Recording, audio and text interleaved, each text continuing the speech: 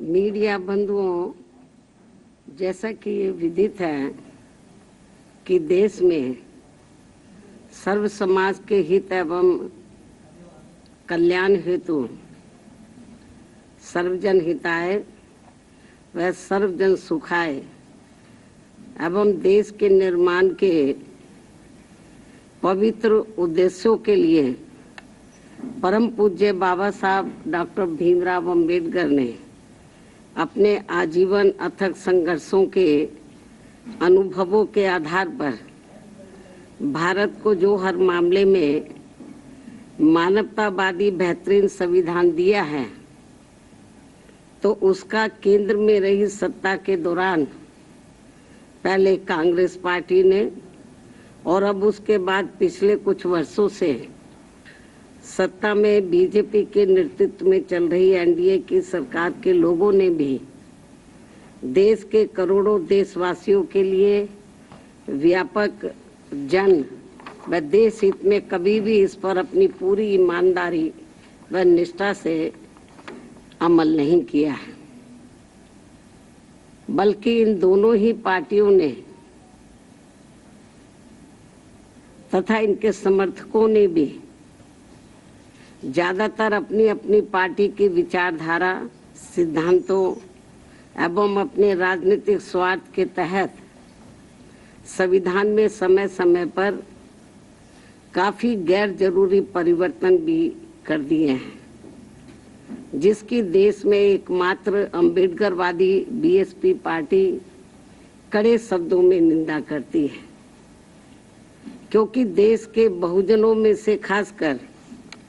करोड़ों गरीबों, मजदूरों, किसानों, महिलाओं, छोटे व्यापारियों एवं अन्य मेहनतकश लोगों को यही लगता है कि शुरू में केंद्र व देश के अधिकांश राज्यों में भी काफी लंबे समय तक सत्ता में आसीन रही कांग्रेस पार्टी ने और अब बीजेपी ने भी अपनी अपनी सरकार की गलत नीतियों एवं जन विरोधी चाल चरित्र व चेहरे को छिपाने तथा लोगों का ध्यान उन पर से हटाने के लिए ही अब ये ऐसी चालें ही चलती रहती हैं, जिनका क्रम न केवल आज भी जारी है, बल्कि इन मामलों में अक्सर कांग्रेस व बीजेपी ये दोनों पार्टियां अंदर अंदर एक होकर आपस में ही मिली रहती हैं और इनकी सभी अपनी गलत नीतियों एवं कार्यक्रम जनता पर जबरन थोपने व संविधान संशोधन आदि मामलों में ये दोनों पार्टियां दिल में कुछ और, जुबान पर कुछ और के दोहरे चरित्र वाली नीति अपनाकर अंदर अंदर एक हो जाती है। और इस संदर्भ में खासकर आरक्षण संबंधी अनेकों मामले देश के दलितों, आदिवासियों व अन्य पिछड़े वर्गों के लोगों के सामने अभी भी ताजा है, जिससे स्पष्ट तौर पर इन वर्गों के साथ साथ जन व देश हित भी प्रभावित होता है और देश की ज्वलंत समस्याएं जनता को दुखी एवं त्रस्त व उनके जीवन को लगातार लाचार और कष्टदायी बनाती रहती हैं, जबकि इन पार्टियों को अपने संकीर्ण विचार एवं राजनीतिक स्वार्थ से ऊपर उठकर आमजन व देश हित में संविधान व उसके मानवतावादी उद्देश्यों के साथ बिल्कुल भी छेड़छाड़ नहीं करना चाहिए, ताकि अपने भारतीय संविधान की पवित्रता हमेशा बरकरार बनी रहे। किंतु इन दोनों पार्टियों व इनकी सहयोगी पार्टियों के भी स्वभाव व कार्यकलापों आदि से साफ जाहिर होता है कि ये सभी पार्टियां अंदर अंदर आपस में मिलकर बाबा साहब डॉक्टर भीमराव अंबेडकर द्वारा निर्मित किए गए समता मूलक व अति कल्याणकारी संविधान को बदलकर इसे अब पुराने जातिवादी ढांचे में बदलना चाहती है, जिससे भारतीय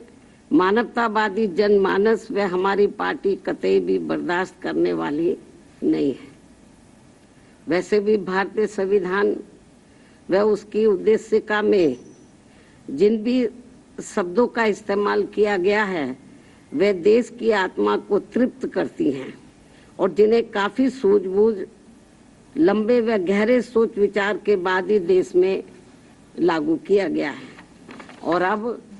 उनके साथ किसी भी प्रकार का कोई और छेड़छाड़ करना ठीक नहीं है, बल्कि ये घोर अनुचित होगा। बीएसपी की ये इन पार्टियों को सलाह भी है, किंतु ये अति दुखद है कि देश को भारतीय संविधान के मामले में बार बार ऐसी अप्रिय परिस्थिति का सामना करना पड़ता है। और इस संदर्भ में बीएसपी को इन पार्टियों के विरुद्ध ऐसा लगता है कि अब हमें भी अपनी आवाज देश भर में जरूर उठानी पड़ेगी, बशर्ते यदि इन्होंने अपने संविधान विरोधी चेहरे को जल्दी नहीं बदला। यदि ऐसे ही इनका सिलसिला चलता रहा तो फिर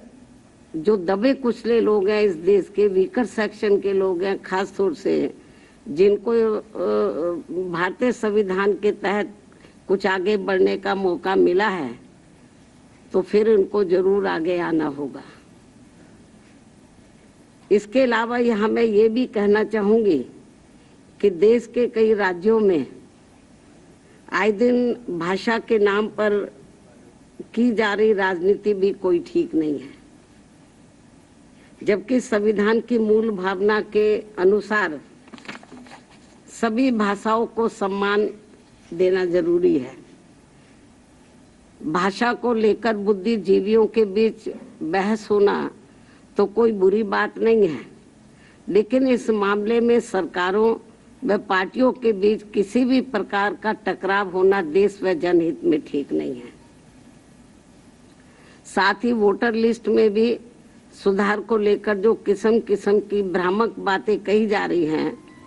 तो उसे भी केंद्रीय चुनाव आयोग को अपनी स्थिति को जरूर स्पष्ट करना चाहिए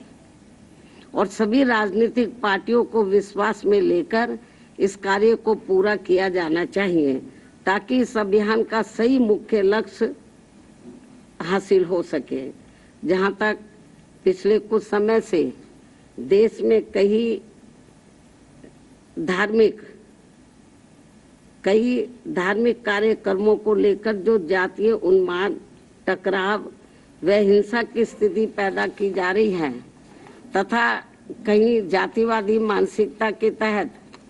खासकर दलित एवं अन्य उपेक्षित वर्गों के लोगों का जो शोषण, अत्याचार व उत्पीड़न आदि किया जा रहा है, ये भी कोई अच्छी बात नहीं है, बल्कि अपने राजनीतिक स्वार्थ की पूर्ति के लिए आपसी भाईचारा बिगाड़ने वाली वास्तव में संविधान की सही मंशा के विरुद्ध ये कार्य होगा, तो इसे लोग बर्दाश्त नहीं करेंगे, जिससे सभी को बचना चाहिए।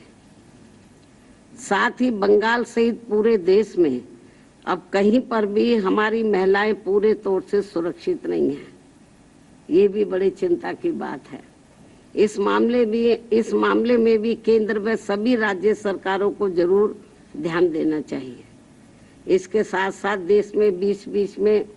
हो रही आतंकवादी गतिविधियों को भी रोकने के लिए केंद्र सरकार को हमेशा सजग व पूरी तैयारी के साथ रहना चाहिए, ताकि अब आगे कोई भी आतंकवादी संगठन अपने किसी भी मकसद में कामयाब ना हो सके। इसके अलावा इस समय पूरी दुनिया में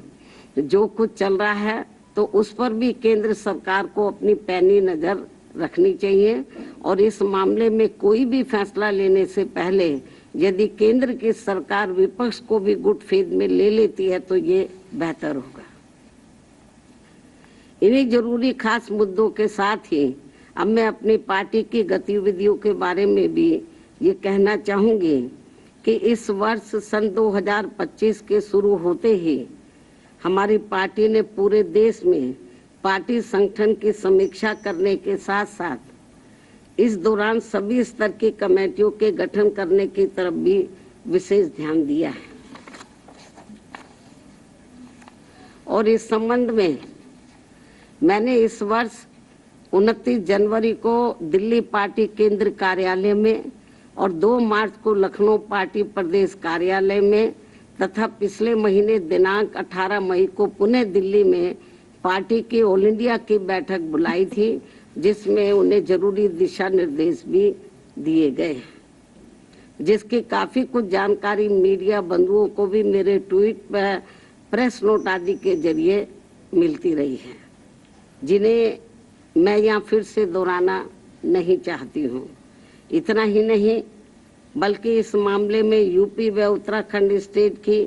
तथा अन्य राज्यों की भी बीच बीच में दिल्ली व लखनऊ में भी अलग अलग से मेरी बैठकें होती रही हैं। और वैसे भी ये सिलसिला तब तक चलता रहेगा जब तक पूरे देश में पार्टी का हर स्तर का संगठन सही से बनकर तैयार नहीं हो जाता है। इसके बाद फिर देश के सभी राज्यों में समय समय पर होने वाले विधानसभा आम चुनाव में तथा आगे चलकर देश में होने वाले लोकसभा आम चुनाव में व राज्यों में भी होने वाले स्थानीय चुनावों आदि में भी पार्टी की विचारधारा एवं सिद्धांतों के तहत ही पार्टी व मूवमेंट के हित में आगे की रणनीति भी तैयार की जाएगी। कहने का तात्पर्य यह है कि हमारी पार्टी इस समय पूरे देश में अपनी पार्टी के जनाधार को मजबूत करने में पूरे जी जान से लगी है और दूसरी पार्टियों की तरह अपनी पार्टी व मूवमेंट की गतिविधियों को अधिकांश मीडिया व शोबाजी आदि तक की सीमित नहीं रखती है, बल्कि उन्हें जमीनी हकीकत में भी अमल में होते हुए देखना चाहती है। इन्हीं जरूरी बातों के साथ ही अब मैं आपका धन्यवाद अदा करती हूँ। जय भीम व जय भारत। अब आखिर में यदि आप लोग संबंधित मुद्दों के संबंध में कुछ और पूछना चाहते हैं तो आप एक एक करके सवाल पूछ सकते हैं, वरना मैं आपसे यही रजा लेती हूँ। धन्यवाद। उसका जवाब मैं दे चुकी हूँ। जनरल अकेला इटावा नहीं, पूरे देश में ऐसे आए दिन काफी घटनाएं हो रही हैं, उसका जवाब मैंने दे दिया है। और पूछो।